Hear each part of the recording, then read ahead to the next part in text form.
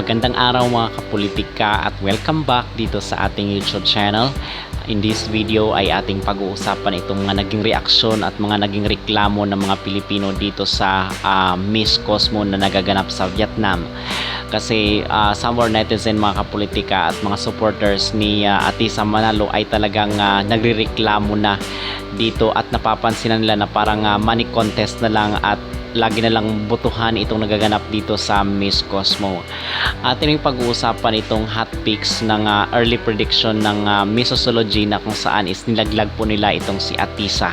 Okay, pero bago ang lahat ay huwag kalimutang mag-like at mag-subscribe muna kayo dito sa ating YouTube channel para updated kayo sa ating mga latest issue.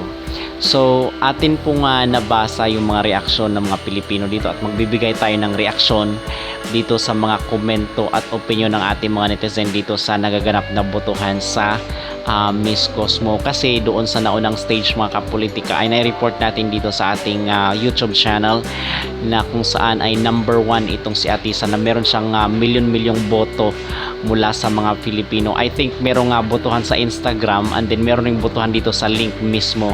So merong bayad po yun. So as a matter of fact is medyo malaki-laki na rin po ang mga nagastos ng mga Pinoy dito sa nagaganap na botohan sa Miss Cosmo. Kasi yung format kasi dito sa botohan nila is merong stage 1, merong stage 2 at merong third stage. Okay, so doon sa first at second stage, mga kapolitika, is number 1 or top 1 itong si Miss Atisa Manalo. But ngayon, yung labanan ngayon currently is nasa third stage na po. So basically is nasa pangatlo itong si Atisa base doon sa list ng Miss Cosmo. So dito kasi yung mga Pinoy ay nagrereklamo na at talagang meron na silang mga opinion at hinanaing na parang money contest na lang itong Miss Cosmo. Kasi bakit pa iba-iba yung format? Merong botohan doon sa Instagram and then meron ring botohan dito sa link mismo sa kanilang social media account, which is, mga kapolitika, napapansin na ng mga maraming Pinoy at yung mga supporters ni Atisa na parang money contest na lang kasi yung iba is wala na daw pamboto. Okay, so moral support na lang yung kailang maibibigay dito sa ating pambato na si Atisa. But yung iba naman ay sobrang galante at talagang umaaray na daw dito sa talagang naging format at naging sistema ng Miss Cosmo na kung saan ay parang botohan na lang yung labanan, which is gumagastos po ng milyon-milyon yung ating mga kababayan dito sa kanilang mga botohan kasi ang mga Pinoy ay grabing at talaga bubuhos yung suporta dito sa ating mga pambato, most especially pag sikat yung ipinapadala natin sa mga beauty pageant, mga kapolitika. At itong si Atisa Manalo ay dito pa lang sa Facebook ay more than 500,000 na yung kanyang lawak ng kanyang fan base.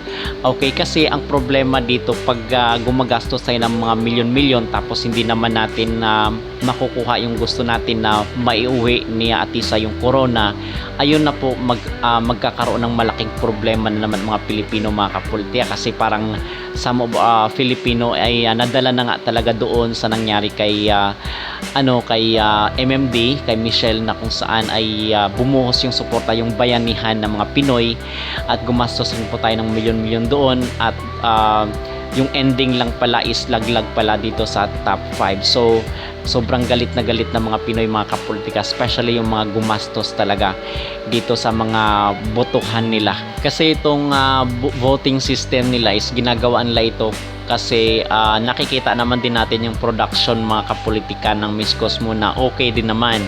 So nais rin siguro nila na bawiin yung mga nagastos nila, and the only way to do that ay kailangan maglabas rin ng pera itong mga tao dito na sumusuporta sa kanya-kanya mga kandidata.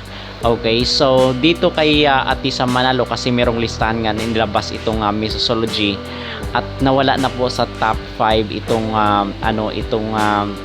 si Atisa Manalo. But hindi naman tayo masyadong bothered dito, mga kapla. Hindi tayo masyadong apektado kasi nga itong Missosology is talagang laging palpak itong kailang mga early predictions, especially nga doon sa Miss Universe na hindi naman lang nahulaan itong talagang magiging top 5. So hindi to reliable kasi ang number 1 nila dito is itong New Zealand, Number 2 si Peru, si Indonesia, si Dominican Republic at si Chile. So si Atisa is nasa pang-anim na lang po, nasa pang-6th place na lang itong si Atisa, which is hindi naman ito reliable. So gusto nilang ilaglag itong si Atisa Manalo. But at the end of the day, yung magiging hatol pa rin talaga is itong mga judges dito sa Miss Cosmo. Okay, so hindi magmamatter itong mga early prediction ng mga iba't ibang vlogger dito, kasi itong Missosology ay nasa 3.5 million yung kanilang mga followers. But hindi naman ibig sabihin na dito sa listahan wala si Atisa ay hindi na talaga mapapasali itong si Atisa. Yung hatol pa rin talaga mga kapolitika ay doon sa Miss Cosmo mismo. Okay? So suportahan na lang natin itong si Atisa kung meron po tayong pambotong mga kapolitika. So okay lang po yun. Kung wala naman ay moral support na lang dito sa ating contestant or sa ating kandidata na si Miss Atisa Manalo. So yung pinaka latest po na update dito is number 1 pa rin itong Indonesia na may 35k. Number 2 itong si Philippines, si Atisa na may 33,000 votes, at itong si Cambodia na may 30,000 votes. But I think is na bago na po ito, nasa pang number 3 na lang po itong si Atisa dito sa stage 3 na botohan. So ito yung ating abangan, i-update ko kayo mga kapolitika, okay? Sasabi ating personal opinion dito sa update dito sa nagaganap na Miss Cosmo sa Vietnam, and sa October 5 na po yung maging coronation. Ano ang yung masasabi dito mga kapolitika sa mga reaksyon ng ating netizen na parang naging botohan na lang daw ang naging labanan dito, at yung sinasabi ng mga netizen na money contest na lang daw itong Miss Cosmo?